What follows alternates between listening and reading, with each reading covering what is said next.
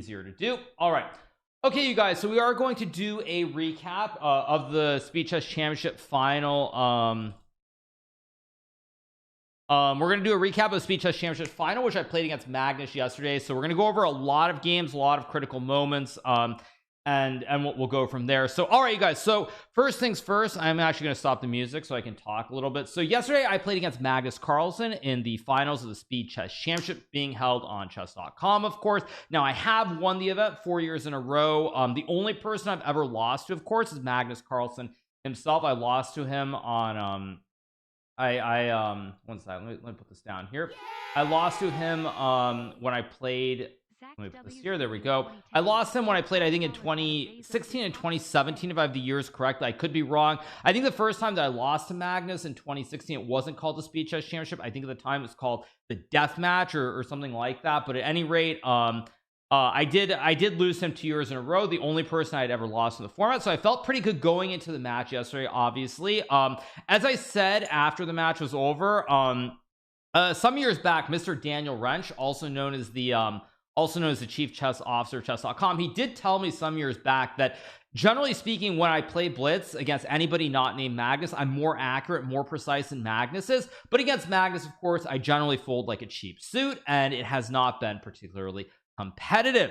At any rate, with those words in mind, obviously I went into this match feeling very good, and without further ado, let's jump into it. So we're going to start from the top, from game number one, where I started with the white piece against Magnus. Obviously, first game of the match, I played e4 to start. Now, the reason I played e4 is basically a couple of reasons. First of all, I wanted to show Magnus that I was not going to be playing a bunch of silly, disrespectful openings like knight f3 or a3 or h3 or b3 or any number of silly things. I kind of wanted to show that I meant business. That's the first thing.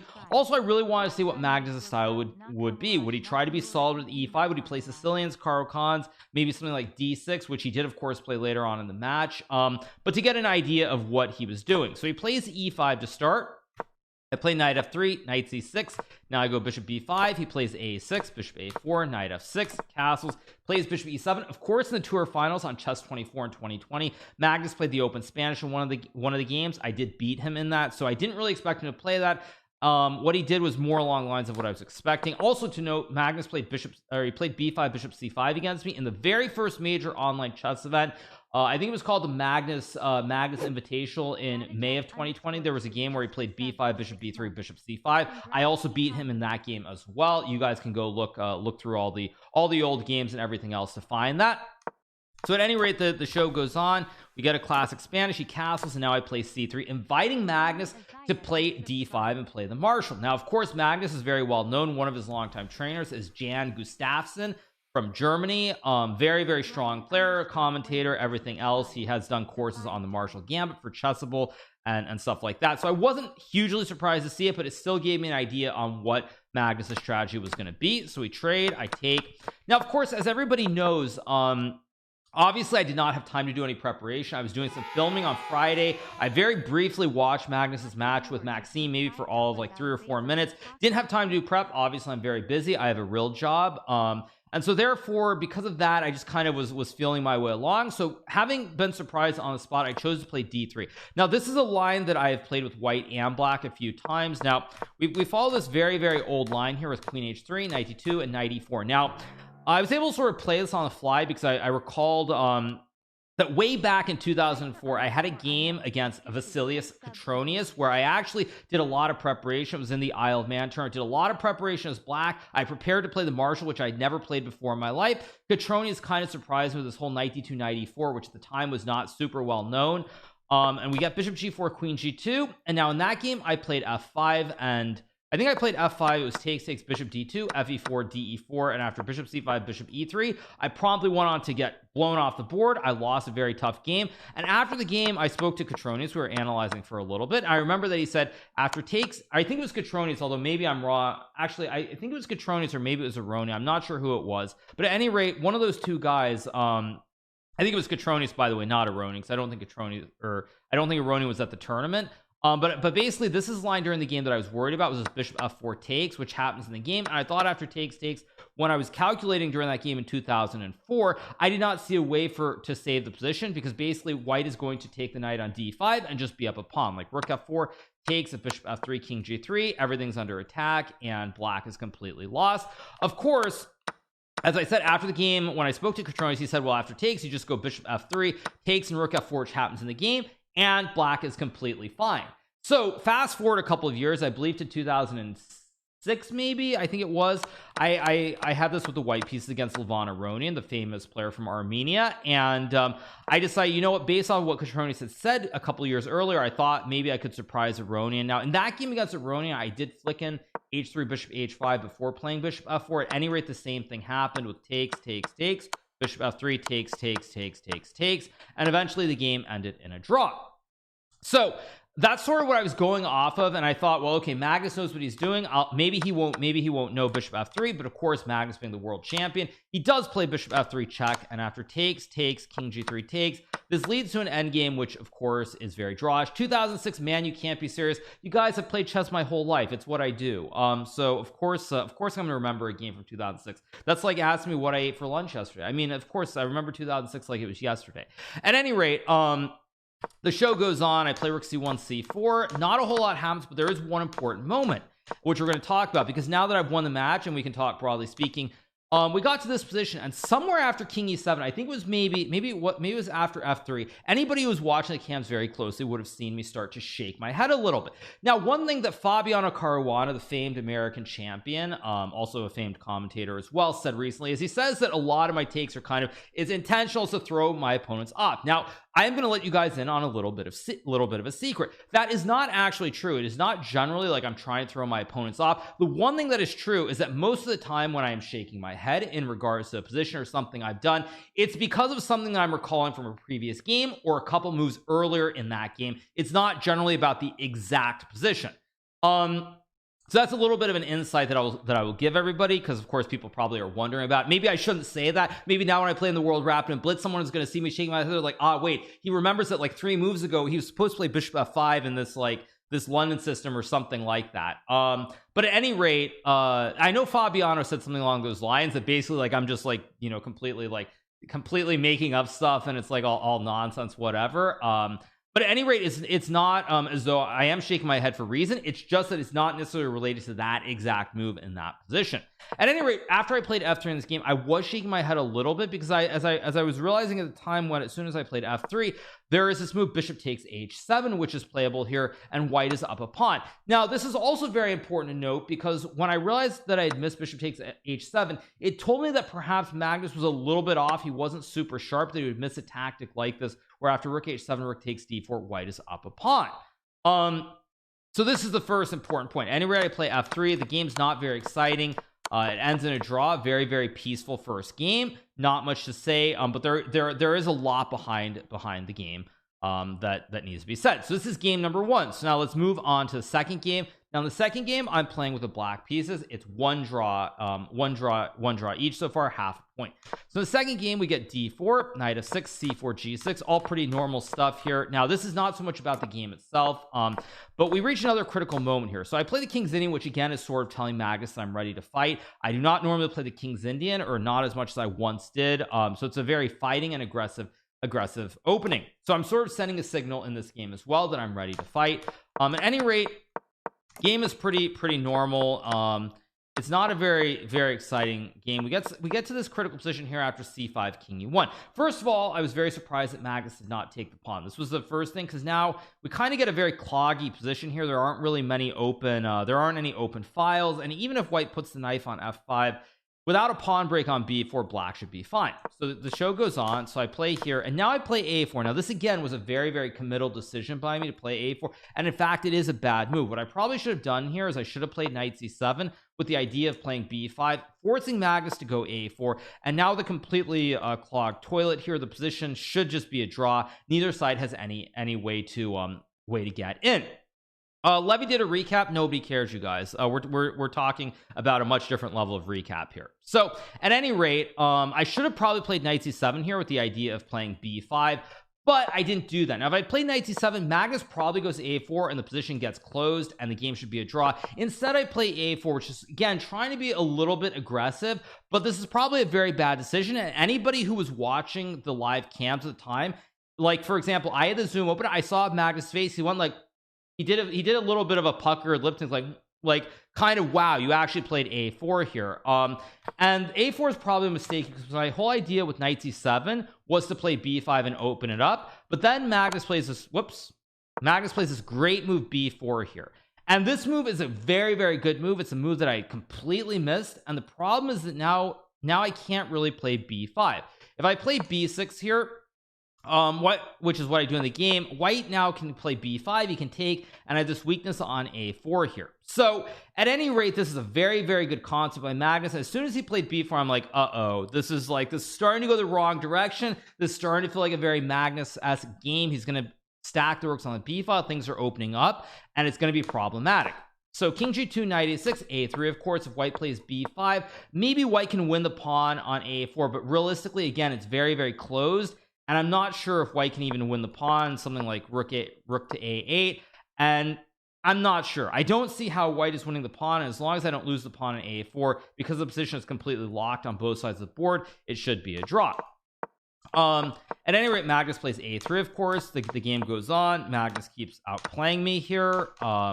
Plays b5, and we get this position right here where white is basically up a pawn. He has this extra c pawn. My bishop is very bad, of course. It's walled in by all the pawns. On the other hand, c4 is very weak. If I can get a queen to f4, there's counterplay, and I also am probably going to do the double stack on the a file here.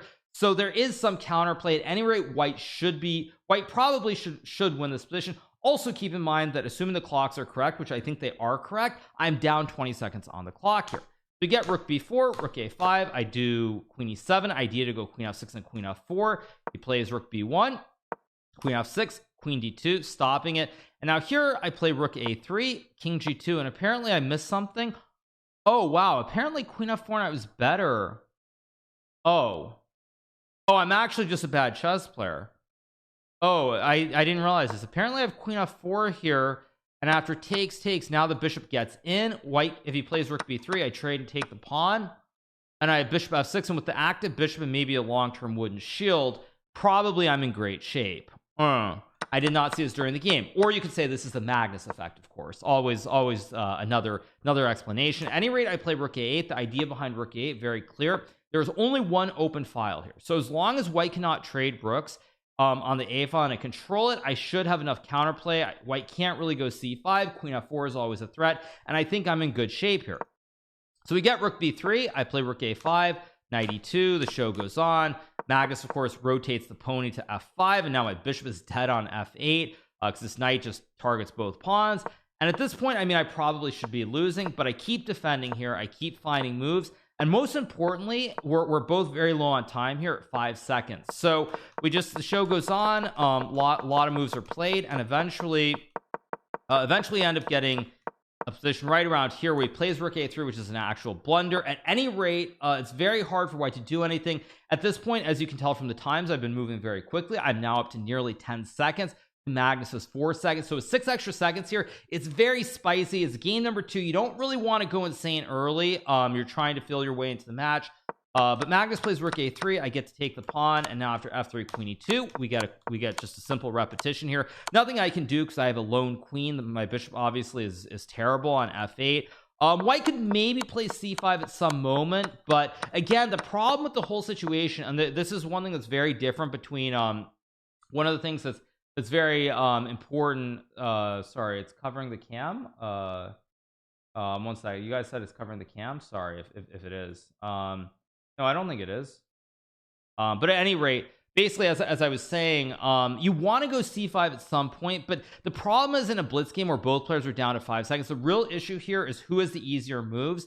And if white plays like c5 here in a position like this, I can take b6, queen b7. And yes, in the long term, white is probably better, but it's very hard to prove. And I have a very clear plan. I'm just going to do the classic shuffle on the a file with the 2 rooks, and white has to prove something, and it's not easy to prove it with 3 seconds on the clock. Very, very tough to do this. And also in game number 2 in particular, I would not really expect I would not expect expect him to play a move like that. So this is the first thing that I would say, is that it's very, very hard to play a move like b6 or c5 and b6, because in game number 2 you're feeling your way in and you don't really know what to expect. If you lose a game like this early, you feel really, really bad.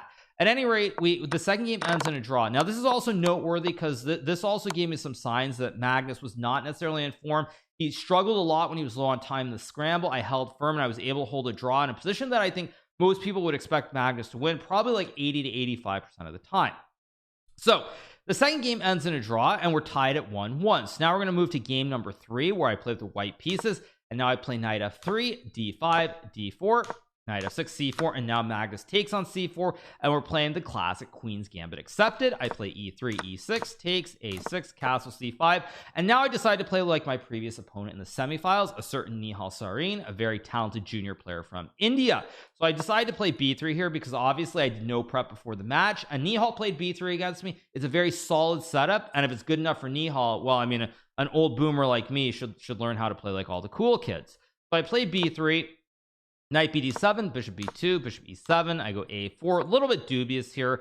The idea behind a4 is simply to stop black from playing b5, but the show goes on. We get this position. Game really peters out very quickly, by the way. Here again, we get a position right here where I'm trying to trade a bunch of pieces. Probably black is very, very slightly better. In a classical game, I think after queen b4, black has some kind of advantage. In a blitz game where white can go knight e4 and rook c1, should be a draw pretty routinely. So we get rook c8. I play knight to e2, rook d8, rook d1, trade, queen d5. I take, and now I play rook d7, rook b8, and g4. Now again, this is a position that's completely equal. It's 2 knights versus a bishop and a knight. Black can go knight f8 or king f8, king e8. I can't really keep my rook on the 7th. Of course, as we all know, this is the classic kebab, as XQC would call it. But unfortunately, I can't keep the rook on the 7th rank here. So after king f8, king g2, king e8, I end up having to go rook c7. He plays knight e7. Now this is maybe the start of going wrong. I thought here bishop d8 was probably simplest, or knight to e5. Both of these moves to me would have just killed the game on the spot, but Magnus plays knight e7. Of course, he's trying very hard to keep play in the position. As we know, Magnus is somebody who very much tries to look for every opportunity, and as we know, he swindles a lot of games in the end games in particular.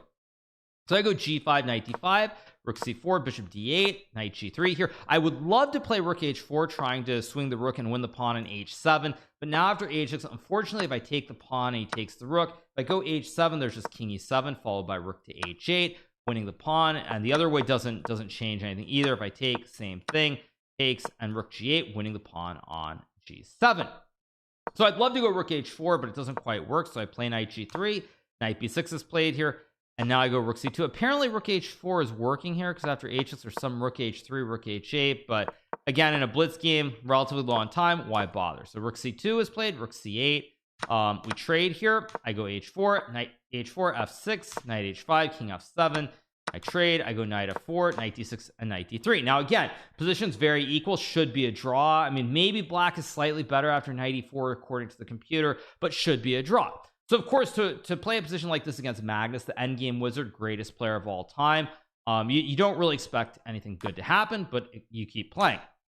Knight d2, h5, trying to fix the pawn on the dark square.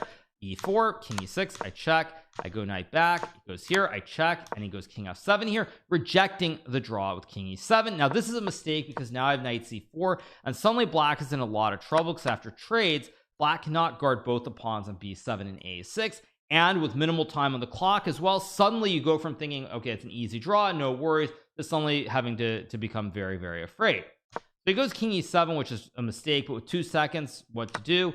Takes, bishop b6, c5, c6. Important move here, because now the knight covers a square on d6, and the pawn covers a square on d7. So black king cannot get close to the pawn, and now he can slowly do the classic king walk to win the game. Bishop b6 is played, f3, king e6, king f1. And now here, Magnus flags.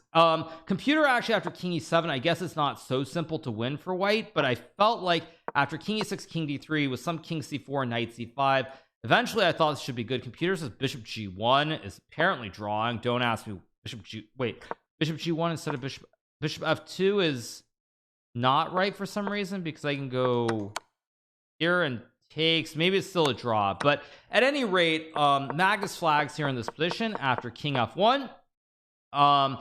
And I take the lead by a score of 2-1 here, and so I'm feeling very, very good about myself. Obviously this game is a complete nothing burger. Realistically, if we're being very objective, I perceive Magnus to be a better endgame player, someone who can create magic from equal positions. I've lost quite a few of those random equal endgames to him in the past, so to win a game like this is a huge boost here to move ahead 2-1.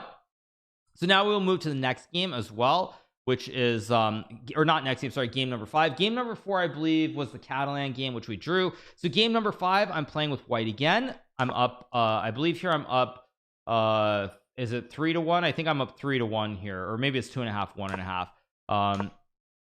Sorry, it's 2.5, 1.5. So I'm up by one point here, and Magnus plays this very strange Queen's Indian, and then he goes e5 here, which is a huge surprise, to basically try and create some counterplay. So I take, he goes knight g4, and now this was a very tricky spot because I started thinking for a while here, and one thing that you have to do in blitz more so than when you're playing in classical or rapid chess, there's certain situations where you have to just be like, okay, I'm just gonna play this move. I cannot try to be some purist and play a perfect game of chess and you know, play like 100 perfect moves like a computer. That sometimes is not realistic, in particular in blitz, obviously. So after a bit of think, I finally played bishop g2. I really wanted to play queen d4 here, but after h5 with ideas like bishop c5 and knight c6, I didn't really know what I was supposed to do. Now the irony is, of course, computer says after bishop g2, bishop c5 and queen f4, white is much better here. So in a classical game, maybe I could calculate all this stuff out and, you know, figure it out, whatever. But after thinking for, I want to say like 30 seconds here, or maybe it was like 23 seconds because we have the timestamp. I'm just like, okay, fudge it. I'm just going to play normal chess and let Magnus have his fun and do all this weird stuff. So he takes on e5, and now here I play knight bd2. Probably I should have castled, but again, a very committal decision. Because after black grabs the pawn here, I guess you just play knight c3, e4, and queen c2 or queen b3, and nobody cares, and white's much better, but very hard to do so early in the match with a lead. It makes more sense to just be steady. So I go knight bd2, guarding the pawn. We trade, check, trade, bunch of normal stuff here, and now he plays a5, which is a relatively decent move. I go rook d1, and now he plays rook e8. Now this is when I started to really feel like Magnus was definitely not on his game, because in any normal world here, Magnus would have played d6 and knight d7, or frankly even d6 and knight a6, and plop the pony on c5. He goes rook e8, rook c1, and now after d6 I have the very nice move c5 here, because after takes, now the pawns are very weak on a5 and c7. Of course, we have classic right triangle, and now black's in a little bit of trouble. Magnus, I think, here was already shaking his head a little bit because he had missed it, and in any normal world, Magnus would instantly just go d6 and knight d7 instantly, without like any hesitation. But of course, he plays rook e8, and so now already here I'm feeling very, very confident. We get c4, a4, rook c4, knight d7, queen c2, and now he plays a3. Now at this point, for anybody who's watching the cams, you probably will have noticed I went like this, because I had the aha light pop off in my head, because I realized that there's this very nice move knight g5 here, and I was just making sure when I was thinking for like the 20 or 30 seconds that black cannot actually take this pawn, because after takes, king f8, check, king e7, queen g7, knight e5. I think I have rook f4, which is winning, although of course the computer says rook c5, which is ridiculous. Yeah, rook c5 is apparently winning. I mean, that's just too stupid for a pathetic human like me. But I thought after rook to f4 with the idea of rook f7, this was winning here. And sure enough, computer actually says it is, because if black moves the bishop, you just take, and there's a checkmate here. And you can't put the bishop on d5 either, because then I just capture it with the rook. And if something like king d7, I can just take the bishop. I can play knight f7. Any number of ways to win the position. So knight g5 I think came as a big surprise to Magnus. At any rate, he takes the knight, I take the bishop, rook b8 takes, and now he saw a takes b2. Now initially already here I thought the game was close to over, because the only line that I had actually calculated was knight c5, bishop d5, and after a takes b2, bishop takes f7, white's just winning the game. And after rook takes b2, bishop f7, if king f8, I can just take on h7. This is winning. And after king h8 here, I was just going to go queen c4, and with the classic ice skater on the back rank, feels like white should be winning. So at any rate, I felt very good here, but then Magnus played a takes b2, and this suddenly caused me to pause for a little bit here, because now if I take the knight on d7, black can go queen b5. He attacks both the bishop and the rook, and he's threatening to queen the pawn if I play something like bishop to c6 with the double stack as well. So I have to be very, very careful. So here I start thinking for a little bit. Unfortunately, I keep my head about me. I decide to take the pawn. Knight c5, rook takes d6, and already here Magnus was completely disgusted, as I saw on the zoom cam. He was already shaking his head, very unhappy, and he plays knight e6. I go rook c4, and inevitably once I break this pin on the b file, the rest is very straightforward. So g6, rook b6, queen a5, rook b5, queen a7, I go a4. The rest, of course, is just basic technique. I don't want to allow any weird counterplay with some knight d4, so I cut that off. I have 2 extra pawns, and the rest is very elementary.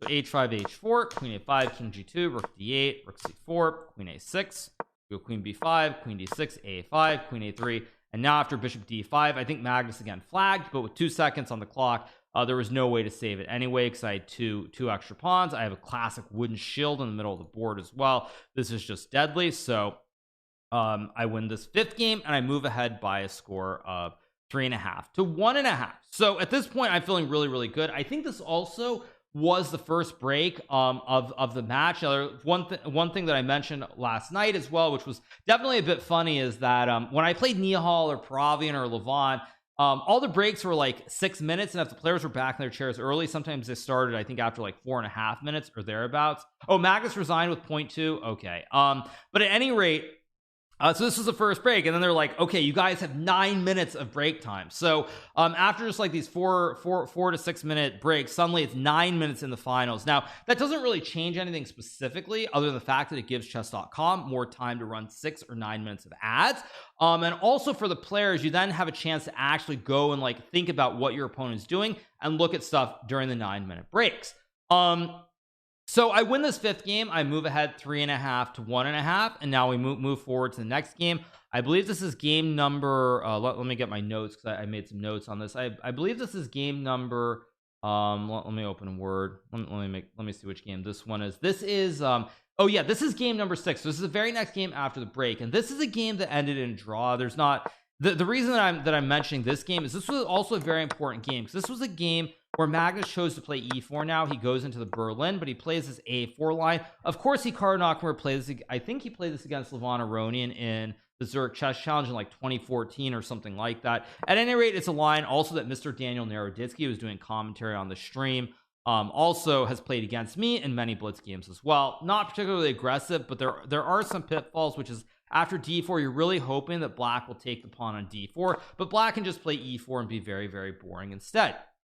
So we trade. I go d5, and the game is just very normal, nothing super crazy here. Now actually at this point, I think after my next I think after I played a6, if you watch the cams closely, you'll see me shaking my head again, because I realized when Magnus played a5, sort of I think right after I played a6, I have this possibility to play knight takes a5, because after rook takes a5, there's this c6 move where I create a classic fossil. I attack both the rook on a5 and the bishop on b5 here. Now again, I don't know if it's actually good, but as soon as I played a6, I realized that was a possibility. So anybody who was watching my expressions and saw it would have realized that in my mind, I'm like, wait, could I have actually played knight takes a5? At any rate, I played a6, missing it. He goes bishop d3. I think it's when he was thinking here, because he thought for almost a minute. So anyone who's watching the cams at this time, they probably saw me like, I don't know if I was shaking my head or I had this, but I had this look that it's like, wait, there maybe there was this knight takes a5 move. But again, it's also very hard, because I think when I was waiting for Magnus to move and I was thinking about this, there are moves like bishop g5 too, and it's like, I mean, you feel a little bit iffy here. You feel like, I mean, everything's a little bit loose here, like takes. I mean, like you don't know if there's something on diagonal, and it just feels a touch loose, but computer actually says that it's playable. So I play a6 here. Magnus plays bishop d3. I play queen d7, takes, knight h4, queen d7, queen f3. I go rook e8. Bishop d2. Of course, white cannot trade the rooks and take the pawn on d5, because I have the ice skater with rook e1, and even if I didn't have the ice skater, I have the fossil with bishop to h2, collecting the queen on d5. So at any rate, Magnus plays bishop d2. We trade. I go g6. Now, of course, if he takes the pawn, the fossil exists, so he goes g3, bishop to f8, guarding the pawn now because there's no bishop h2 check. b4 is played, knight e7, c6, king g2, knight c8, rotating the pony to either b5, e4, or c4. We get queen f4, knight d6, knight f3, rook e8, trade, and we get this critical spot here where I make the repetition. Now, looking back on this game, like, I think this was actually, it didn't matter in the 5+1. but it was a very big mistake by me to not trade the bishop on h6 and play f6, because in this position both of us are very low on time. But I have a very obvious concept with knight d6 b5 or knight d6 c4. White's knight is pinned on f3, and I think it's very, very hard for white to play. And I think there's a very good chance that based on how slow Magnus was, the way he was struggling in time pressure, I think there's an extremely good chance that I would have won this game if I had played on. And I think this was a big mistake by me to take the repetition with knight d6. Big mistake. At any rate, I make the draw. I move ahead by a score of 4-2, and now we move on to game number 8. Now game 7, I won a very nice game in a King's Indian with the white pieces to take an even larger lead of 5-2. And now we move into game number 8. What is the ice skater reference? Is it chess terminology? It's chess terminology, you guys. Anybody who's read chess books, you've seen those terms. If you read a very basic beginner book, you'll read all about the fossil, the wooden shield, and of course the ice skater. So you'll also read about the lobster pincer as well, and the lolly checkmate. So at any rate, let's keep going. So in game number 8, starts with d4. So I'm playing black. I'm up 5-2, feeling really good about myself as the clock is winding down in the 5+2 portion. So d4, knight f6, we get c4. I play e6, knight to f3, d5, g3 played by Magnus, returning to the classic Catalan opening. So I go bishop e7, bishop g2, takes, queen c2, and now here I choose to play a6 instead of the line that Jan Nepomniachtchi and others like myself have played with b5. Lot of heavy theory here in this line with bishop b7 takes an a6. But instead I decide, you know what, I'm just going to play a6. This line has been around for a very long time. It was played in many of the world championship matches in the past, like the 70s, 80s, and so forth. So it's a very solid approach. So we get a4 here, bishop d7. Of course, if white takes the pawn, there's b5, queen c2, and bishop b7. Bishop's active. You want to go knight d7, c5. Lot of stuff has been played here. Bishop d2, I think, was played by Kasparov in his match against Karpov, and I believe also Kramnik, if I remember correctly. So a lot of heavy theory here. At any rate, a4 is a very positional approach that Magnus chooses. So I go bishop d7. Queen takes c4, bishop c6, bishop g5. I play a5, knight c3, and now I play knight bd7. I think Levon Aronian played rook a6 against me. Maybe it was slightly different. But Levin, one of my games against him in the London Chess Classic, he played this very fancy rook a6, rook b6 maneuver. But I wasn't really in the mood to be fancy, so I play knight bd7. We get rook fd1.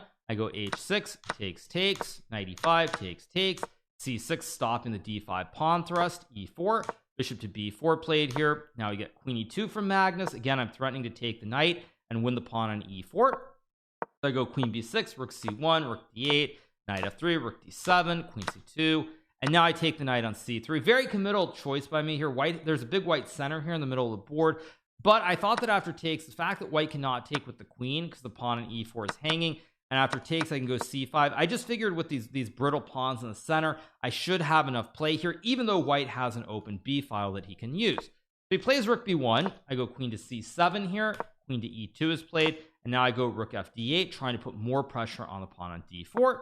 Rook to b5 is played. I trade. I go b6 here. Again, just a simple move here, protecting the pawn on a5, but also creating a square for the queen, because in a perfect world, when I look at the position, pawn on d4 is guarded by the knight and the rook. So what can I really go after with this knight? I mean, g5, g4 is a little bit too much here. So the weakness in white's position is obviously the pawn on e4. So like, I'd love to play queen c6 here, targeting the pawn, because he can't really move the knight, because then you lose the pawn. You can still maybe go rook e1 as well, which is fine, but there's also a move like knight to e5 here, or d5 and then knight e5 with the classic fork. So basically, I want to put the queen on this diagonal, but of course, they're d5, knight e5 ideas, and it doesn't look quite right. So by playing b6, I support the pawn on a5, but I also now open up the b7 square to try and put pressure on the pawn on e4. So we get rook b1, queen to b7, Magnus goes e5, I take, he takes on b6, queen a8, he goes e5, I go knight e4, and here Magnus misses a very nice move. Now in a blitz game, very hard to calculate. In a classical game, I think he would have found this, but I think this move knight d4 is very strong, because even though I get the fork winning material, after queen g4, knight takes b1, white can play something like rook h6 with like knight f5 ideas. Even knight f5 right away looks very good, and this looks very reminiscent of a game that would be played by the former world chess champion Michael Tal. So at any rate, knight d4 is a very strong move, but very hard. You know, time is low, and you're not sure what to do. So he plays rook a6. I go queen c8. Again, I don't care about the pawn on a5 here because I have knight c3, forking the queen and the rook. He goes rook b6. I go knight c5 here, rook a5, and now I get to play d4, and the game starts spinning a little bit out of control here for Magnus, because now I have a protected pass pawn marching up the board. Rooks are a little bit discombobulated here on the queen side. They don't really look quite right, so they're sort of out of play, and it's hard to play. At any rate, Magnus plays queen c4 after a 20-second think. Bad move, because now I get the insta move with rook c7, which I play in 2 seconds, and now I have the classic fossil with knight b7 lurking. So if white takes the pawn after knight to b7, I win the rook or the queen, or even potentially the knight on d4, and it's a complete disaster for white here. So he plays queen b4 here. I go knight d3, and now he makes an epic blunder with queen b5. Queen d2 is the only move that you can play here, but the problem with queen d2 is that now I have this nasty move, knight takes f2, and if white takes with the king, I have rook c2, winning the queen on d2, and if he takes with the queen after rook to c2, knight d2, queen to c3, this game spins wildly out of control. White still has a resource with rook d5 here.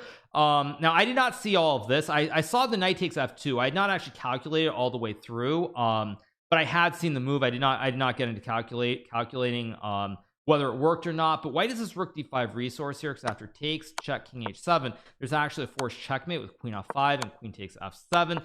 However, after rook d5, they can play rook d2, rook d8, king h7, and with the weak king on g2 should be a draw. Now I did not calculate all of this. I think in this position he did use 20 seconds, so I probably should have calculated deeper, but I did see the idea. I did not go any deeper than that because I was pretty sure he would not play queen to d2.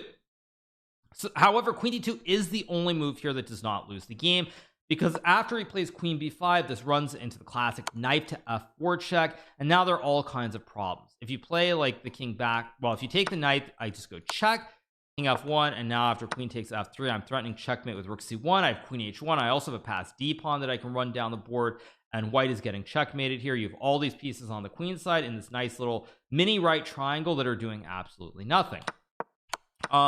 So he plays king h1 here, and now I just play queen h3. Rook c1 of course also works, but I saw queen h3 and I realized that this is a guaranteed win because there's no way to stop queen g2 other than taking the knight. If you go knight e1 here, for example, I go rook to c1, queen to b4, and then I have queen g2 checkmate because of the pin. And if you take the knight on f4, I just go I guess I just go check, knight to g1, and then I have queen to f3 checkmate. White cannot capture the queen because I would take the king with the rook. So I end up winning this game, which gives me a 6-2 lead, and now we move on to game number 9. Now this is also a very important game because at this point I'm ahead 6-2. I'm really feeling the rhythm of the night, or whatever the saying is. So I play e4, Magnus plays c5, knight f3, d6, and now I play d4. Many people who have watched my matches recently have seen me playing a lot of bunky garbage, like against Levon. I decided my name was Gadakamsky, and I tried to play these lines with queen d4 and bishop b5. Now it's not that there's anything wrong with playing these sorts of lines, but it's not really ideal. And of course, I could play queen takes d4. Gada and I looked at these lines many years ago in the early 2000s, but I felt like I'm playing Magnus again, keeping with the rhythm. I wanted to sort of show him who the boss is. So we get a Najdorf, and now I play bishop g5. And again, as most people would expect, Magnus certainly was not expecting me to play main lines like bishop g5 and f4. Very sharp, one of the most principled lines. Now another reason that I played this line, even though I had not looked at it for the specific match, is because very recently I came across one of my favorite books from my childhood. It's this very big, I think it's 500-page purple book called NCO, or Nun's Chess Openings, and I want to say like 100 pages of that book are dedicated to the bishop g5 variation of the Najdorf. I had also another book that I had come across the evening before was Beating the Sicilian 2, another book that I think was written by John Nunn as well. And so I just figured, okay, if there's all this stuff, why not just play chess like it's the 1990s, back when chess was actually fun and enjoyable and hadn't been ruined by computers yet. At any rate, I play f4, bishop e7, queen f3, and now Magnus plays bishop d7. Of course, there are many different ways to play against this. You can obviously play h6 or queen b6 like Nakamura did when he got his arse handed to him by Fabiano Caruana, but Magnus goes bishop e7 and bishop to d7 instead. So I castle, Knight to c6 is played, and now I go bishop c4. Maybe not the best approach, but at any rate, it's something to do, and I'm trying to play for like f5 and open up the game. So we get h6. I play bishop h4, queen b6 here. I go bishop to f2, and now queen c7, bishop b3. Magnus plays knight a5. Now, probably he should castle to the king side anyway, but for any human, it's not realistic because you're just walking right into this massive pawn storm. Although now computer changes its mind. But instead he plays knight a5 and he castles queenside. I go f5 here, trying to put pressure on the pawn on e6. He takes on b3, and now of course I capture away from the center because I open up the c file for my rook. So we get king b8, rook to c1, queen to a5 is played here, and now I played b4 pretty much instantly because I got really excited by this idea of a3. Actually, not right away. Initially, what I was trying to make work was queen e3 here, but unfortunately, after knight g4, knight c6 check, takes queen a7, king c7, I think I'm just losing here. I mean, it looks like, again, it looks like something that Michael Tal would play with like knight d5 and some kind of sack here, but I think the king actually just escapes to e8, and probably black is just winning here. Black is winning, so you know, I really want to try and play like Michael Tal, but at the end of the day, with a 6-2 lead as well, you have to be somewhat practical and you can't go super insane. So I spotted this b4 idea because after a3, if you go queen b6, you walk into another fossil. If you go queen c5, same thing, fossil. And if you go queen a5, now I have knight b3. And if you go to queen e5 here, I believe I can play bishop to g4, just trapping your queen in the center of the board. D's knights cover all the critical squares, and the queen is simply dead on e5 here. So I was really optimistic, and then Magnus found queen c4, which is the only move. And here I really wish that I had about half an hour on the clock, and this was classical chess, because if I had half an hour on the clock here, I think I probably would have found one of the lines like rook he1, which is just very, very good because knight d5 is unstoppable. But with only 2 minutes on the clock, it's simply too much to expect a human who is not 3800 to find rook he1, a very, very quiet move that apparently is winning, because I believe that you're still going knight d5, but then there also are e5 ideas. Commentators want a b3. Yeah, I thought b3 was another possibility, but the thing is, after queen c5, I still don't see the win. I guess I go b4. Oh, b4, queen c4, I have knight a2. This I did not see. This is how this wins. I did not see this at all. And if he goes queen e5, there's probably some stupid quiet. Knight takes... Wait, what? Oh, and now I can... Okay, and again, I can start to play as like a Michael Tal. Like what? Bishop c6, queen a7, king c7, bishop d4, and this is winning. Okay, unfortunately, you guys, I'm not 4,000. And I'm not even sure that any human in a classical game could find this. This is just too stupid to find. This is just a little bit too stupid. Knight takes e6 and queen e3. Yeah, this is too stupid. I mean, no, Michael Tal would not have found this either, just to be clear. At any rate, yeah, this is insane. So I play knight d5 here. We get this position, and now here I play h3. Now the only reason I played h3 is I still wanted to go queen e3 and line up the battery, and I want to stop knight g4. Magnus plays rook e8, and now I play rook e1. I wanted to go queen e3, but there was something I think that scared me. Maybe it was like bishop f8. Yeah, I think bishop f8 scared me, but again, because computers are so ridiculous, I can play knight to b3, and I'm winning here, which, again, just hang the knight for no good reason. And I guess that knight c2 is not as good, because I guess after king c8, queen a7, bishop c6, the knight on c2 is doing nothing. But I'm supposed to go knight b3, and this is winning. Again, I mean, for someone who's not 4,000, this is yeah, knight b3 is a little bit stupid. I guess the reason it's so good is because after takes, there's probably some forced checkmate with is it rook c1? Yeah, there's some kind of checkmate with like bishop b6, or not bishop c5. You go bishop b6, and you're threatening to just take. You have queen a8, and this is just game over. But the other reason it's also good is because I guess when there's bishop c6, now there's going to be some knight a5 trick, and there are all kinds of problems on b7 and c4. Again, way too much for a human to find. So I play rook e1, rook c8, knight e2, knight c3. Now the problem with this game here is that at this point, I'm down a minute and a half on the clock. This is, of course, the final game. At this point, I can see the timer. I know that there are not going to be any more games. So it's really, really critical that I don't lose my mind here, because down a minute and a half here, black's moves are also a lot easier with the op combo and the weakness on e4. So this is a very, very scary situation to be in.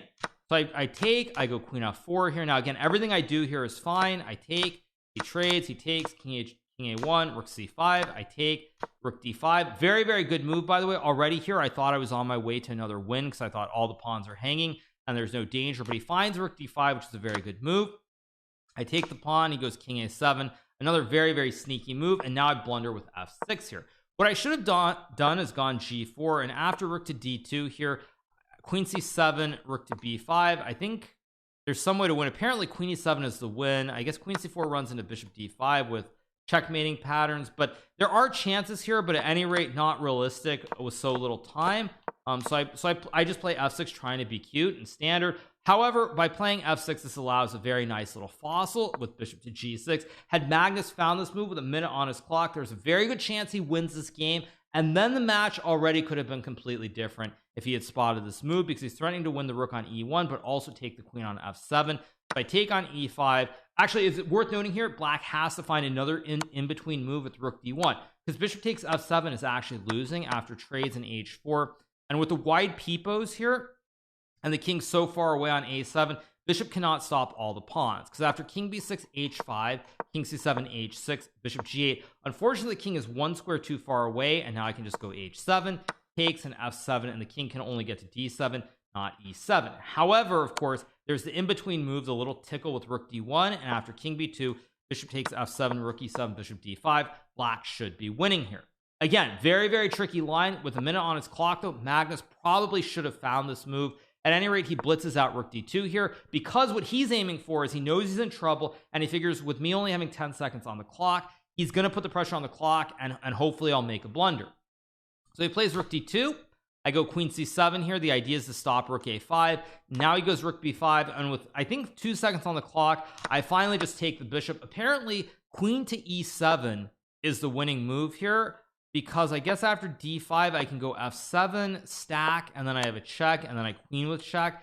Again, with seconds on the clock, I mean, queen e7 is a very, very dank move, very hard to find, and I'm already getting very scared here because there are rook b2 ideas, rook b3 ideas, and my king is very open and I could get checkmated. So with only seconds on the clock, I make a very good practical decision here to just take the bishop here, and now the game ends in a draw. And at the end of the 5+1 portion, I end up leading by 6.5 to 2.5. So very, very, very good to very, very good start. Obviously I could have probably won 2 more games in the 5+1. That game that I drew where we both had 5 seconds, where I was had the black pieces. This game too, maybe if I had moved a little bit quicker earlier around the time that I played knight d5, maybe I could have also won this game. But at any rate, 0 loss in the 5+1, leading by 4. Very, very good start. So now we're going to move on to the next game, which I believe is game number 12. Now this is a oh yeah, so this is so in the 3+1, I believe Magnus won the first game. We had a couple of draws, so I'm leading by 3 points going into this game. This is a 12th game, and we get this classic Berlin again. Magnus decides to go right into this stuff. Obviously, as we know, with perfect play, all this stuff leads to a draw, and this game is not very exciting, but there's a very important point. So we get this position here where basically we're right here, and in this position, I believe it was, I have 2 minutes, Magnus has 30 seconds, and I decided to start burning the clock. Now there are a couple of reasons for this. First of all, most importantly, I have to be objective about the match situation. Let's be realistic, let's be honest and objective. Magnus is the best player in the world. There is no disputing that. So because of that alone, the goal has to be to have less games in general. The less games you have, the better chances you have to win the match. So from that perspective, if there are more and more games, that definitely is to Magnus's advantage. He's the best player in the world. What to do about that? There's not a whole lot that you can do about that at the end of the day. He is the best player. Oh well, what to do? So that's that's the first important thing to note, is like going to the match, and this actually harkens back to when I played him, I believe in 2016.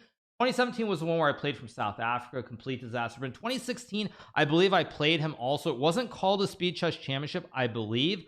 But I played him in that match, and I think in that match I was down by maybe 2 or 3 games. It was quite close, but then at the end of the 3+1, I think I lost like 2 games, and then of course I was just down by too much. I don't know if I won the bullet portion or I lost it, but it was out of reach. I remember thinking back to that match that in that match from I believe it was 2016 if I'm not mistaken, that basically I felt like if I had used the clock a little bit better and I kept it close till the bullet portion, I would have had better chances. That's not to say that I would have won the match. I don't think I would have, but that would have given me better chances. So thinking back to that match, that was definitely in my mind about what I want to do. Now there's also another thing here, which was at this point also, I think that I remember there were like, I think there were like 39 minutes left in the 3-minute portion.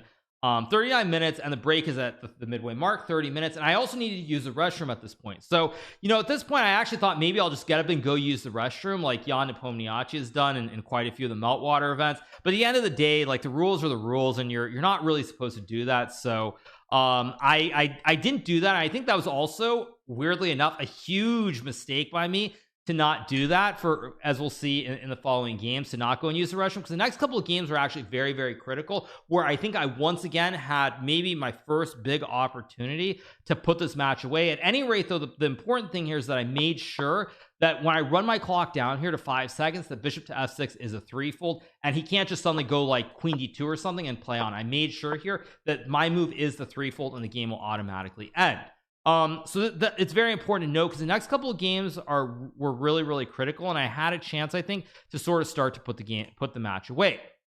So that was game number 12. So now we move on to game number 13. Now this game we don't really need to go through in depth. We got another Spanish here. Magnus decides to play the classic Breyer variation, where he reroutes the knight to d7. You play for bishop b7 and c5. Nothing too fancy schmancy, but at any rate, so this game is, the game itself isn't super important, but I get a very big advantage somewhere in this late middle game here, like right around here. I'm up a pawn. Black has great ponies on b6 and c5, some nice bastions, but at any rate, white should technically be winning. So the show goes on, we trade, the game goes on. I mean, I keep playing fairly normally here, and we get to a position like this where I think that I should probably be close to winning. I go knight e2 here, h5, rook a3, g5, knight g3, and now he finds rook h7, knight f5, king f6, king f2, and he finds his g4 move here, which is very, very critical. But at any rate, the point isn't so much about this game itself, but the point is that I got a much better position. I had an extra pawn, and was probably at some point I could have done something better to win the game. At any rate, it ends in a draw. We basically repeat here. And this is the first one where probably, like I said, I should have used the restroom, because if I used the restroom, I think I would have been able to actually use more time here and figure out what I was doing. But this game ends in a draw. So this was the 13th game, so I maintain my lead here. Now the next game is also very, very critical, because keep in mind the previous game where I'd white, I'm up by 3. I'm putting a lot of pressure on the Breyer. Good chances to win that game. So I'm up by 3 here, and now we have this classic Catalan opening again, where Magnus is down by 3. I play a6. We get another pretty normal position here. I create a nice little bastion on b4 for the knight. It keeps going on, and now we reach this position here after bishop b4 f3, where I play knight h5. Now in this position, white is significantly better here. After bishop to e3, I was going to play f5 to try to chip away at the central pawns, but after a move like bishop g5, white keeps a pretty big advantage. I have 2 knights on the rim. White can also create some nice little bastions on e5 or b6. There's also the big pawn break with d5 as well, and I think I'm in trouble. Now keep in mind, I'm up by 3 games here. I desperately need to do PP in my Pampers, and to my great fortune, because of my great fortune, Magnus plays this move bishop to c7, and now I go knight takes c7. I get a big win here, and with that I move back ahead by 4 games in the middle portion of the 3+1. Unfortunately for me, there's still one more game that has to be played before we get to the break. So we move to the next game. I'm up by 4. This is game number 15 of the 3+1 portion, or of the whole match, and Magnus decides to play a French. Now clearly Magnus was feeling inspired by Mbappe. Unfortunately, when all was said and done, France couldn't quite win, because soccer is a team sport. There's no I in team, even though Mbappe was literally the only player who showed up. So Magnus plays the French here. I play the trash variation with knight to d2, the classic trash named after Siegbert Trash, the famous grandmaster. We get c5 played here. I decide to take on d5. Queen takes pawn. I take on c5. Queen takes c5, I go knight to f3. The game keeps going on, pretty normal stuff here. Now in this game I was moving very quickly here. Now one thing that's noteworthy is that in this game I actually played rook e1 and he got rook d8, so that now if I go a6 he has bishop a8. Now this is very important because one of the things you also have to keep in mind is throughout the match there are these little moments or these little things you do that you need to remember, and this is very important because the actual game that won me the match featured this exact same idea, and I remember to do it before Magnus could move the rook and put the bishop in the corner pocket. So I go knight d4 here, castles, bishop f1. I'm moving very quickly. Everything here pretty straightforward, nothing too exciting. I'm probably better again in this game as well. And I played b4, knight a4, and now I go bishop d2. Probably I should have taken already here on f7. The show goes on, we get this critical position, and in this position, as I said, obviously I need to use the bathroom, so I'm still moving very quickly. But if I had actually kept my wits about myself and I was, a little bit, and I had been relieved, I strongly suspect that I probably would have found bishop c4 here, used like a good 10-15 seconds, played bishop c4, and after knight b2, knight d6 here, white is probably winning, because after queen e7 I can just take the knight, and after queen e6, bishop e6, maybe there's still rook d8 and there's some play, but bishop f4, white should be quite a bit better here, if not outright winning.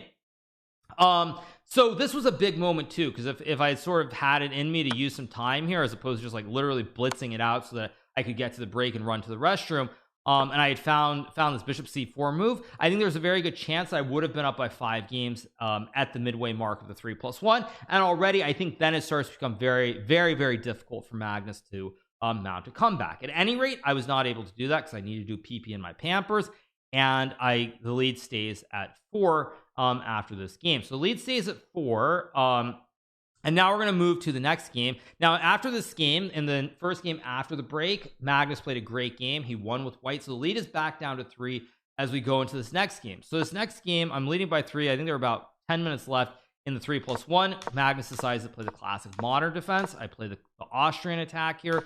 Knight f6, knight f3, c5, check e5, all standard theory, takes, and now bishop takes d4 is played. Now there are a couple things to this game that I will talk about. First things first, this is a very old line that was, I believe, I don't know if it was discovered solely by Yasser Seirawan or by Yasser and a couple of other guys, but they came up with this great idea of bishop takes d4 years before computers existed, and it's a really nice idea because after white wins the queen, there's a classic repetition here. So big shout out to Yasser and the people who discovered this before computers ruined the game of chess, because it's a very creative idea and very nice. That's the first thing that I want to say about this specific line. Second thing that I want to say about this is that this is something that I first looked at, I believe, in 1997 or 1998, again in the infancy of computers with like Fritz 4, really long time ago. So obviously it's a line that I've known about for many years. Most of the time when I need more than a draw, I would take on b5, and there's a very long line here that goes queen a5, queen d2, check, king d1, knight e3, king e2, takes, knight g4, king g3, and knight a6. Very important move here. And the point behind knight a6, you think, well, wait, white can just take the knight and win the game. But after queen to d7, rook to e1, knight to c7 here, you can play f5, takes, king f5. You have actually not f5, sorry, you go queen e2 first. But after king f7, this pin is still in play. f5, takes, rook a to g8, and black is actually winning here because even though white has an extra knight on e6, you're pinned, and I'm just going to go rook g6 and eat the knight on e6 next move, and it's game over. Of course, oddly enough, I had this position, of course, when I played in Hungary back in 2001. I had a game, I believe, in the first Saturday tournament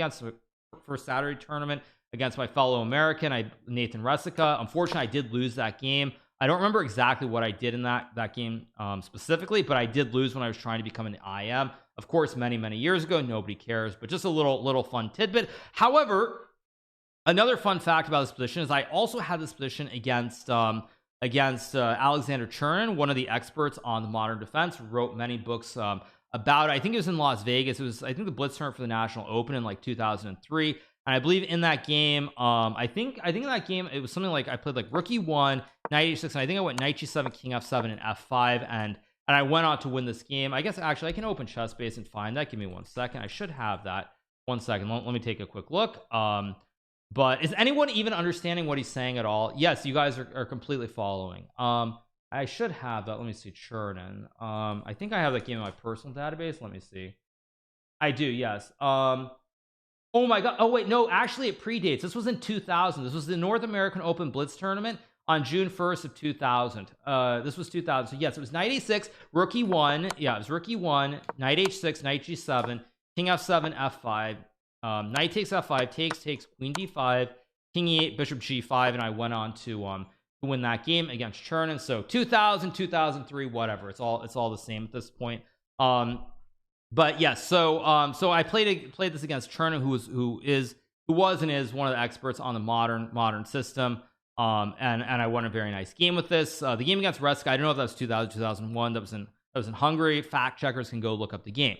So at any rate, I just want to point out that these are a couple of fun facts from the game. Now back to the game itself. Obviously when Magnus does this, again, keeping with my strategy, least number of games gives me the best chance to win the match. That is a fact. Magnus is the best player in the world. The more games there are, the more chance it gives him to just outclass everybody else. That is a sad reality. What to do about it? You can't fight that. You just have to play with the rules that exist, and that's that. So when he does this, I decide, you know what? Now I can actually start to burn more time off the clock, and that's going to be in one less game in the 3+1. So here I decide to think for about 2 minutes before I take the queen, because the problem again with this position, just like the previous position for Magnus, is that in this position Magnus cannot play on. Like, even if I get down to 3 seconds, he can't play on here because he's down a queen for a bishop. Like, you can't, there's no chance of a swindle here. So Magnus in a spot where even if he wants to gamble here, now of course kids don't gamble, because when you gamble you lose $495,000. But the problem is Magnus can't gamble here, because if he gambles and loses, then he's going to be down by like 4 or 5 points, and it's really bad. So at any rate, Magnus is stuck here because he has to make the repetition. He has no choice but to repeat, or else he's basically going to lose the match. So at any rate, this game ends in a draw, and with that, I keep the 3-point lead, and time keeps dwindling down. So next game we're going to go to is now, I believe, in the 1+1 portion. Now this is a very critical moment here. This is the critical moment. So at the end of the 3+1, I am ahead by 2 points. Magnus, I believe, won the final game. We go into the bullet. I win the first bullet game, so I'm ahead. I'm feeling very good here. I'm ahead by 3 points at this time in the match, maybe like 25 minutes left, and this is a very critical spot. So I'm playing with the white pieces. This is the 21st game of the match. Magnus plays the classic Khan defense in honor of Khan, even though Captain Kirk showed that he's a joke. Knight b3, bishop e7, bishop e3, d6, f4, knight d7, knight d2. I play the standard setup here. Idea to go like queen e2, castle, and g4. This, of course, is something that is playable against many setups, but there was a game in particular that I remember from the, I want to say, the early 2000s, that was played between Vishwanathan Anand and I believe it was Arthur Kogan, if I'm not mistaken. I think it was maybe in Corsica or one of those types of tournaments where Vishy basically did this setup and he just steamrolled Kogan on the king side with a g4, g5. So that's what I did. I played g4, just all aboard the choo-choo train, no fear. And I'm up by 3, feeling very good about myself here. Allez, as the French would say. I just keep attacking on the king side. He goes a4, knight d4, a3. I go b3, queen a5, and now I play g6 here, basically trying to ruin the pawn structure for black. There are also ideas with h6 to try and attack on the h file as well. So we get bishop f6. I play knight f3, rook c8, rook c1, trade, knight c5, and now I go e5, which is a very strong move, because now I undermine the knight on c5 here, which is protected by the pawn on d6. Additionally, there's a lot of chaos here because I can capture both the pawns on f7 or h7. So he takes. I take with a pawn. Apparently I should have taken with the knight, but it's a bullet game, whatever. I go bishop g5. He plays queen d8. Queen e3 is what I play. Now he takes. Now what I should have done here, of course, is I should have actually taken and then gone queen e3, because here the rook is very passive on the closed f file. But when I play queen e3 and he takes, now the f file is open. It gets very chaotic. So I take on c5, he takes on h5, and I take on b5. Now here, if I had traded on e7 and played rook c1, black can maybe go h4, and after knight g5, bishop d5. There's still some counterplay, but white should win in this position. White should be winning here with perfect play. Now keep in mind, I'm ahead by 3 points here. Everything is going really well at this point in time, and I do strongly believe that if I had done this, I think I would have won this game. Instead, I play rook takes b5. He takes, I take, he goes bishop d5, I trade, and now I play knight g5, rook e8, and I go rook c5. And this sort of start of messing it up. What I should have done I think already here what I should have done is I think I probably should have already just brought my king closer, but I go knight g5, rook e8, I go here h4, I go rook c2, he plays h6, go knight e4, goes rook f8, rook h2, rook f4, king c2, king f7, king d2. And this is sort of where I had the game. I want to say this is where I should have won the match. If I had played knight e2, rook g4, and knight c3 here, just slowly bringing the king over. Black does not really have a lot of counterplay. Now, of course, it's a bullet game, so anything can happen. But after, say, g5, b4, rook g1, b5, you can't really get the pawns rolling here. And my b pawn is just going up the board really, really fast. So it should be completely winning for white. Now, this is really important to note because at this point, I'm ahead by 3. If I win this game and I'm ahead by 4, the match is over. There's none of this stuff about stalling or any of this other stuff that everybody is like super excited to talk about. None of that exists if I had converted this game. If I convert this game the way that I should have, there's none of this. And there's actually probably no drama even at the end, frankly. So I'm ahead by 4 at this point. The match would have been over. Instead, I play king d2, g5, king e3, king g6, b4, rook f1, still winning, by the way, if I had played knight c3 here. But instead I play b5, he gets rook e1, and now he gets rook b1, and just like that, it gets very, very tricky here. Very, very tricky because now black has rook b2. Now the pawns are definitely going to be rolling, and I could not figure it out in the complications. Magnus plays rook b2, a great move. I go rook f2, plays h3, and again, these knights look really good, but they're not actually doing a whole lot. My b pawn isn't fast. Well, this pawn's weak. This pawn's going, and it's just a complete disaster here. So I play knight f3, he goes g4, knight h2, h5, rook f6, and I try to come up with some tactics with these knights, but it's just not happening here. I try to walk the king in, but unfortunately there's no mating net here, and black just makes a queen. So I go check, king f8, and now another important thing here, of course, is obviously I'm very disappointed that I've messed with this game, because this game, if I win this and I'm up by 4, the match is over. I'm very confident that the match would have been over here. But there still is this thing called the clock, and you've got to run the clock out as much as you can, even if you're going to lose the game. So I make a lot of very, very quick moves just to keep the game going. And then eventually, basically, I end up flagging here. Right here, obviously I can play king e8, but there's queen d7 checkmate. But at the end of the day, time is part of the match, and everybody has done it. I know there are people who are gonna be like, oh, you know, no one else does that, but the fact is Magnus did this in his semifinal match against MVL. Other players have done it in previous editions of this tournament. It is a normal thing. It does happen. And so all the people who want to come out and be like, oh yeah, it's like it's wrong, it's disrespectful, blah blah blah, the fact is everybody has done it. That's just reality. So I end up running down the clock here as much as I can. I lose the game, and with that, it's back to 2. Now I'm up by two points. Magnus wins the second game in a row, and now I'm up by 1 point as we go into this 24th. I think this is this is the 23rd game of the match. So I'm up by 1 point here, and I have white pieces. Magnus again sticks to his e5 and playing this Marshall. Now, my personal opinion is I think at some point, because of how poorly Magnus was playing overall, I think this was just a match strategy mistake by Magnus. Now, again, obviously you can't like force a creative game. If your opponent doesn't want to play with the white pieces, it's very hard to do anything. But I think that from Magnus' standpoint, just in general, he played too many of these games which got into these situations where I could just grind out the clock. And at the end of the day, as I said, Magnus is the best player in the world. The more games, the more volume there is, eventually his class is going to show, and he's just better than everybody else. There's nothing to do about that. Like, yes, I wish I could magically like somehow say that that's not true, but that's true. What to do? That's life. And that applies to everyone, not just me. It doesn't matter who it is who's playing Magnus. The more games he gets, eventually he's gonna outclass you. That's just the reality. So here Magnus plays bishop g6, choosing not to play queen h4 and make a draw. If he had done queen h4, of course I would have played the same line and eked out another 2 to 3 minutes off the clock. So I play knight d2, d4, and I get this great position already here, where I get a dream. I get a position where I have an extra pawn. Sure, it's opposite color bishop, so it's going to be hard to win this, but nonetheless, extra pawn. I've got a great bastion here, or outpost on c6. I control potentially both open files, and it's an absolute dream also because there's no chance of losing, and I can just burn the clock completely down. So he plays rook e8. I go bishop c2. Of course, I cannot take the bishop because then I get ice skated on e1. So I play bishop c2, show goes on. We get this great position here. Now mind you, I was actually mad at myself when I played king g2. I think if people were watching, they would have noticed I started shaking my head, because here I should have played bishop to d3, which paralyzes the pawns on b5 and a6. You can't push the a pawn and you can't push the b pawn either. So this is a big mistake from a technical standpoint, to not play bishop d3 and prevent the pawns from pushing up the board, because now black gets the pawns in a5 and b4. They're on dark squares versus light squares, so the bishop can't attack the pawns, and it's already getting harder and harder. So I go b3. He plays rook d8, h4, rook queen e5, rook a6, bishop c7, bishop c4, rook d6.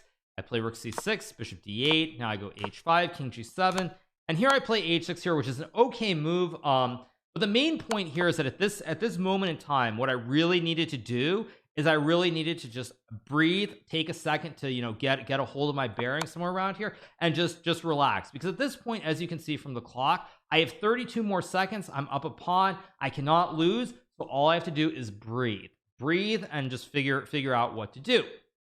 Instead, however, at this point, I'm in this pure sort of like blitzing mode, so I keep blitzing all my moves, which isn't a big deal here until this point when I play rook b8. Now this position is winning, mind you, but I immediately play rook b7 in 0 seconds here. I play rook b7 in 0 seconds. Again, at this point, I'm up by 1 with 40 seconds on the clock here. If I had just taken a deep breath and played queen e4, I win this game. And again, I think there's probably very limited drama at this point, because if king d7, you get checkmated on c8. And if you have to block with the rook here, I don't take, I play the check first. You move the king, and then I just take the rook. Easy peasy lemon squeezy. I win the game, and I'm back up by 2, and it's all good. Instead, I play rook b7 instantly, and as soon as he goes king d8, again, I could have just breathed here and played rook b8. Oh dear. Yeah, so here I play queen e4 after 4 seconds. Again, if I just, you know, learned how to breathe and played rook b8, I would have won the game. But instead I play queen e4, which is a huge blunder, because now we reach another endgame where maybe I can draw this with perfect play, but I'm on the wrong side and it's very, very hard to play. So I go bishop c4. Breathing is hard, I'm not gonna lie. Yeah, so I play rook b5. He trades, goes king d8 here, and the problem is now with the pawn on h6 versus h5, this might be a draw with perfect play, but it's very difficult, because eventually black's gonna be able to get the bishop either to f8 or to e3, and this pawn is super weak on h6. So I go king h4, bishop b6, g4, bishop e3 is played here, and now I go g5, plays f6, I take bishop g8, and now he just takes the pawn. And the problem here is that this is actually just losing. I think here it's already still lost. Although, wait, computer thinks this is a draw? What? No, this isn't a draw. It's losing its mind. Maybe there's some way that I can actually draw this now that I'm looking at it. Maybe. Yeah, maybe there's some fancy way that I can draw this with bishop b5. But again, at this point, I'm super angry, and like it would have been impossible to find this. What about bishop takes h7? If I play bishop takes h7, then I'm a Bobby Fischer, because after king g7, the bishop is trapped here, and you have no squares, and you lose the game. But it's very interesting to note that here, that this endgame is maybe not actually losing. This endgame is maybe not actually losing here with king e4, which is very interesting. Maybe I should have. It's a shame actually that I didn't see this idea, because if I had seen this idea, I would have been able to bleed at least another half a minute off the clock here, which would have made a huge difference. Would have made a massive difference if I could have done this. I don't know if this is losing. Like, computer says minus 2.5, but it doesn't look. It's not. I assume this is losing. And in a bullet game, there's no chance to save it. But still, this was a very critical moment. Very critical moment. At any rate, instead of actually stalling out here, I resigned the game immediately, because now, of course, the match is tied. Like, I don't have any advantage. So now it's back to being game on. So this is game number 23. I lose 3 in a row, and now we're in a tied match as we go into the 24th game of the match. Magnus is all square, and we have, I want to say, about 8 minutes left. So Magnus plays d4, knight f6. He plays bishop g5, c5, e3. Again, we just get a standard opening, nothing too crazy. I play this bishop d6, not a good move here. And once the smoke clears, we get this position here. in game number 24, all square in the match. And honestly, if you could tell Magnus he's going to have this position here, he has the double stack on the only open file on the board in an end game. If you were to tell Magnus he could have this position after being down 4 games in the 5+1 or being down 4 games at any point in the match, and we're all square and bullet here, he would say this is the dream, because it should be very easy for white to play and very difficult for black to play. So this is horrible here for me, and I probably should have lost this game from this position. Like, if you tell me I'm going to get this position, I think I probably lose this like 80% in bullet. And in blitz, maybe more chances, but in bullet, I probably lose this like 80% of the time. So the game goes on. I'm just trying desperately to hang on here. I stack my rooks on the e-file. Now, the reason that I think this is already kind of a little bit wrong here as I think about it is that once I get the e-pawn going up the board, this e3 move is a big threat. And when white has to blockade the pawn with the queen, sure, white has the stack on the open line, but the queen is very passive because you can never move the queen, because then I push the e-pawn up the board. It goes c4, queen a6, b3. C4 also uncharacteristic by Magnus here, but it's very tricky to play because probably should go b3 and then maybe a4 here, followed by c4. But again, split-second decisions. We're moving really fast. He goes c4, and now I have queen a6, and it's a classic double attack on both the pawns on c4 and a2. To compound the matter, white cannot play queen b3 because then I go e3, and now I smash through on this open e-file here, and it should be winning. So he goes b3, I take, rook d8, we play a couple of moves here, and somewhere right around here I have the decision, do I make the draw? We both have about 40 seconds on the clock, match is all square, but I figure, you know what, I've got the extra pawn, I have to try. So I go queen c7, rook d6, queen c8, and now he plays queen d4, which is again a very uncharacteristic move from Magnus. He probably should play rook d4 and just keep doing the rook shuffle on the d file between d6, d5, and d8, and it's going to be very hard for me to do anything. Instead, he plays queen d4, allowing me the breakthrough with e3. He takes, plays queen takes e3, takes, check, takes, king h7, and now he plays b4 here. I go rook c3, and now he plays rook c8, f6, and now he blunders with c5 here. Again, this position should be a draw with correct play. If Magnus had played h5, for example, eventually what's going to happen is I have to play something like a5, takes, rook a8, takes, and I can go rook g4 and rook g5, but I do believe that this endgame should be a draw here after g4 or king e4 maybe. This is a draw with perfect play at any rate. So Magnus had this opportunity. Instead, he plays c5 very quickly, I think, actually. Yeah, he plays c5 in like 1 second. And now here I actually use like 8 seconds to find the correct move, which was rook c4. And after rook c4, white is going to lose the game because you're going to lose 2 pawns. You're gonna lose. You're down by 1 pawn, but you're going to lose a second pawn here no matter what you do. If you play c6, I take and go rook c4. If you play rook c7, I just take, and now if you take, I take, and if you take on a7, then I take on c5. And again, with the 3-on-2 on the king side as well as an extra pawn on the queen side, it's completely winning. So here, fortunately, I was able to slow down and actually breathe and use 8 seconds and find rook c4. If I had not found rook c4, again, who knows what happens in the match, but there's a good chance that I would have lost the match. Fortunately, I kept my wits about me, used the 8 seconds, I played rook c4, and now when I played rook c4, Magnus actually started, he said a few things in Norwegian on his stream, during these like 10 seconds, he was talking to himself like everybody does when he's blundered, and he goes rook c7 after a bit, I take, goes rook c7, rook c4. Now here he should have played h5. If he had played h5, it probably, oh no, sorry, he did play h5. No, what was I going to say? I was going to say, actually, no, sorry, this is correct. Sorry, h5 is what he played. So I go rook c1, king f3, c4 here.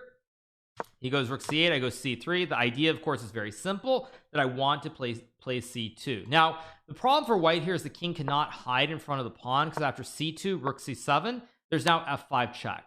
And now, no matter which square you go to on the f file, I can make the check and then make a queen. If you go to the h file, same problem. I make a check and then I queen. And you can't hide on the g file because I have a pawn on h6. So you can't hide the king in front of the pawn. So the only move that you can really try here, I guess you can try king e3 as well, but king e3, c2, king d2, rook g1, rook takes c2, rook takes g3 should probably be winning here. Apparently white can still try to fight with rook c4, but again, I'm pretty confident that this is winning for black. So he plays king g2, and now I go f5. I don't even know if f5 is necessary, although it does stop. Actually, no, sorry, it wasn't h5. What I was going to say is he should have played g4 here. So after c2, king g2, now I have to go g5. And This probably is winning here, but it's still a little bit tricky to prove. Although probably after takes rook c5, I can just go h5, and now he can't take with the rook, and after takes king h6, this is just winning because this is a classic endgame with the wide peepos that are split with the f and c pawns. And just to illustrate the point, this is just winning. At some point I go f3 check and then check. If king f2, I go rook h1 and rook h2, and I just win the game here. And if he goes king h2, then I go f2. So probably this is winning anyway. After g5, because he can't really take, and if he checks, eventually I just walk the king all the way over, and this should probably be winning as well. But he still should have played g4. Instead, he plays king g2, I go f5, rook c7, I go king g8. Now again, probably he should wait with king h2, but it's the same thing. I go c2, king g2, and then g5. And this is actually very basic now, because if he doesn't play n peasant here, I do the same thing where I create the f pawn, and there's no way to keep the king stopping both the pawns. And if he plays n peasant with takes, I take, and I do the same thing, where eventually I just sack the h pawn to get the f pawn rolling. And this is all very basic endgame stuff. Anybody who's curious about these endgames, I strongly recommend buying Mark Dvoretsky's endgame manual book. You will see this endgame in there if you don't have that book already. So after f5, he plays rook c7, king g8, king h2, king f8. Now I play c2, I run the king over, and this is all pretty basic. I go here, king e4. He plays rook c4 check, which loses on the spot. Probably should play rook c7 here. And I'm not actually sure if there's a way to win this without going g5 at some point, but inevitably I assume, I mean, maybe what I do is probably it's the same thing where he has to check to stop me from getting up, and then I probably go g5 anyway. He plays n peasant, and I do the same thing with the pawn pushes, and it's winning, but still a little bit tricky. Definitely a little bit tricky. And probably Magnus should have found this to find the make it as complicated as possible. At any rate, he doesn't find this here. He goes check, king to d3. And he resigns because when he moves the rook down, now I can just move the rook away because the king guards the pawn. What he would have liked to have is like this position where when I try to guard the pawn, you can just start checking the king all over the place, and whenever the king goes away from guarding the pawn, you go back and target the pawn. At any rate, he blunders, he allows king d3, and here he resigns, and I take a 1-game lead as we go into the next game, which is the 25th game of the match. I'm up by 1, and this is another bullet game, so I play e4, knight f3. Magnus plays the Berlin, I play d4, and now he plays bishop e7. Of course, I'm also using the meta against him this entire match here, because if he had played knight d6, I would have taken knight b5, a4, knight d4, takes, d5. I would have played this. I would have made sure that in this position, we get here, and then I just stretch my arms, I relax, and I just sit for a minute before making the third repetition with queen d4, and I burned another minute off the clock. So Magnus, again, he can't do that, and I'm completely using the meta against him here. So he has to do something else. So he plays bishop to e7. I take on e5, he castles, I play knight d2. He goes d5 here. I play rook e1. Time Lord Hikaru. Well, it's not my fault. Magnus is playing lines that allow me to make draws. So what to say? You know, you got to use every advantage you have.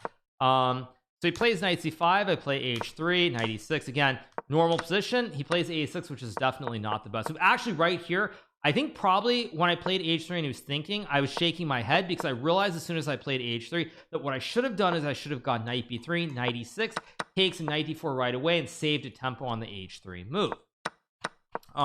At any rate, I play h3, he goes here, a6, bad move. I trade, I go knight fd4 here, and already here I'm feeling very comfortable because one of the openings that I grew up playing a lot as a kid was the classic Scotch Gambit. So to show you guys what I'm referring to, there's this line in the Scotch Gambit which goes bishop c4, knight f6, e5, d5, bishop e5, knight e4, takes here, takes, castles, bishop c5, bishop e3, castles, and white goes like knight d2, and black can play knight g5 here or trade, but after takes, bishop b6, knight b3, queen e7, queen c3, you get this nice blockade on the c5 square with your bishop and your knight, and it's a very good position for white. And it's very similar where black plays some knight g5. Again, you go some knight b3, queen d2, knight e6, and queen c3, and white is still better here.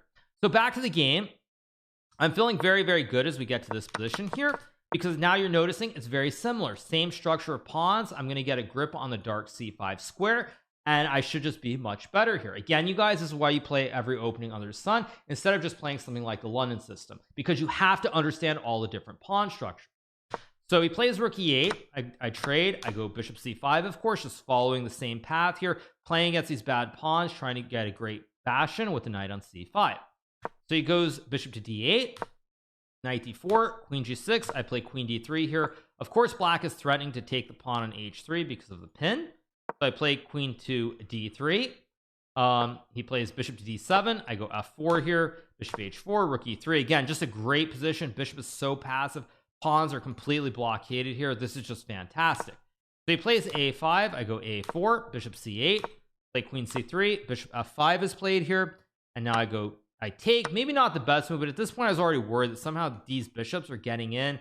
And it feels kind of scary with the queen and the two bishops. So I thought, you know what, just as they say in life, kiss, keep it simple, stupid. So I decided to trade, play rook f1 here. I can still blockade with bishop d4. I still have g4 and g3 in play. So it's very, very smooth and very pleasant. So I go bishop d4, rook to e6, queen d3 here, offering a trade. Because again, if Magnus trades here, maybe he can save the game with perfect play, but it's a tough position to play. He's got bad pawns, zero chances of winning. Of course, I'm going to run the clock down again, and you just can't do that. So I'm 100% using the meta against him throughout this entire match. Plays g6. I play queen to e2. He goes g5 here, and now I used a little bit of time here. I think, was it queen e2 that I used time on? One of these moves here I used time, and I was very proud of myself. I think it was queen e2 that I was very proud that I found this move, because already here, like, I feel like I can trade, but somehow there's no g4. G3 doesn't do much, and even though white's better, it's not clear how to proceed. But queen e2 is a very, very nice move. I avoid the queen trade, and now I have very clear plans with g3 or g4, and g4 f5 is just steamrolling it. So he plays g5. I go g3, just trapping the bishop on h4. Rook g6. I take the bishop, no fear, because now the fossil, it doesn't really do much. If he takes with check, I go king h2, and he can't eat the rook on e3 because he loses the queen. And I mean, king h7, I guess, is the move, but after like queen d3 or even rook f3 for that matter, it's all over. So he takes on h4. I go king to h2 here, and I win this very critical game because Magnus resigns, down a bishop, nothing to do, doesn't want to lose more time on the clock. Also, I have 30 seconds. So like, if Magnus plays king h7 here, I can actually just sit for 20 seconds and then just win the game very technically with 10 seconds on the clock, which is also another big problem for Magnus in this situation, which is why he resigns, because he goes king h7. I just go sip my tea for like 10-15 seconds, more time off the clock, and I'm up a piece, zero risk here. So he's going to lose this game without any hope. So at any rate, this is second game in a row after Magnus ties the match, up by 2 games. He does win the next game, so I'm up by 1 as we go into the 27th game of the match here. Now at this point, I think we're around, like, I want to say 5 minutes or a little bit less. I'm not sure how much exactly, but very, very important game. So I'm up by 1 here, and I know there aren't going to be more than 2 or 3 games. So I play e4. He plays the French defense again in honor of those guys who couldn't win a second World Cup in a row. We get the trash variation again. Why not? Now, this is where also it's very important here. I will watch the interview afterwards. It's very important that I remembered from the earlier game that here I was not going to let Magnus move the rook and get bishop a8. So learning from my error and just on the fly figuring it out, I go a6 here before Magnus has a chance to move the rook and put the bishop in the corner pocket. Goes bishop d5. I play c4. We trade castles. I castle here. He plays rook c8, bishop rook d1, rook d8, b3, queen c7, and now I play bishop c2 very quickly here. And this is a move that I actually regretted here. I felt like I probably should have gone bishop b2 in this position, but I was still feeling the flow here, and I felt like Magnus was under pressure, and you kind of want to keep it going. So I played bishop c2, and here Magnus used a bit of time. He used 8 seconds before playing knight c5. Now, I was actually annoyed. I don't know if I was shaking my head here when he was thinking, but I was annoyed because I realized that after bishop c2, there were 2 things. First of all, he can play b5, which is very interesting, but he can also play bishop c5, which kind of prevents me from ever getting this knight b5 idea. And their idea is like knight g4 to put pressure on f2 and h2 at the same time. So I was kind of unhappy, but luckily when I played this move, he used 8 seconds and he played knight c5, which just lets me get knight d4, and now I get a nice little grip, a hook on b5 for my knight, and it's very, very hard for black to play. So he goes bishop d6. I play g3. He plays bishop e5. I go knight b5, queen b8, go rook a2. I can't play rook b1, of course, because then he will just trade and eat the pawn in a6 here. So I play rook a2, guarding the pawn on a6 in this position. He plays rook takes d1, bishop takes d1, rook d8, bishop c2, and now he plays knight cd7. I go bishop to a3, trying to activate the bishop, maybe bishop e7, maybe some bishop d6, maybe even just bishop b1, rook d2, and then bishop d6 as well, which makes a lot of sense. So Magnus now blunders. He plays knight c5.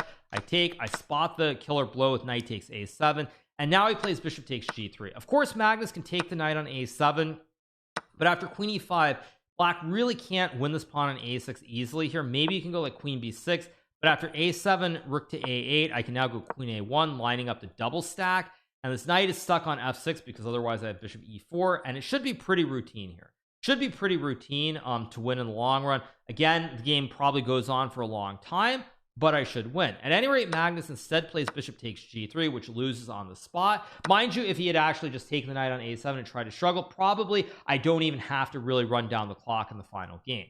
But he takes, I go knight c6, takes, king g2, queen a8, queen f3, and here Magnus resigns the game, and with that I take a 2-point lead with, I believe, 3 minutes left. The final game, which I won't go over, but the final game started with about 3 minutes. I was able to get it to where there was just enough time, about 3 seconds more on the clock than 3 seconds more on my clock than the game clock, so I was able to survive. I did lose the game, unfortunately, which meant the margin of victory was 1 point. Very, very close match, but I did find a way to get the win when all was said and done. And for all the people out there who are talking about stalling and all these other things, you know, at the end of the day, it's part of the game. And the other thing that people have to realize is that, you know, there were a couple points early in the 1+1 where I was ahead, and it's like you think, okay, you're ahead by this. Why do you care? Like, you're gonna win the match no matter what.